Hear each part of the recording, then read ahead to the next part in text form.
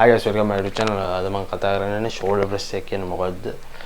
මේ exercise එක හරියට කරන්නේ කොහොමද? සහ මේ exercise එකෙන් මොකද්ද focus කරන muscle එක කියලා. Let's go guys video. හරි මේ shoulder press එක ගත්තොත් කොටස් දෙකකට කඩන්න පුළුවන්. seated shoulder press එක ඊට පස්සේ standing shoulder press එක. මේ දෙකම barbell එකෙන් කරන්න පුළුවන්. හරි පළවෙනි එක ගත්තොත් standing shoulder press එක ගත්තොත් මේක ඔයා හිටගෙන ඉන්න නිසා ඔයාගේ body එකම engage වෙනවා මේ exercise එකට. ඒ කිව්වොත් ඔයාගේ back එක, core එක ඔක්කොම engage වෙන නිසා ඔයා මුළු ශරීරෙම තමයි බර උස්සන්නේ.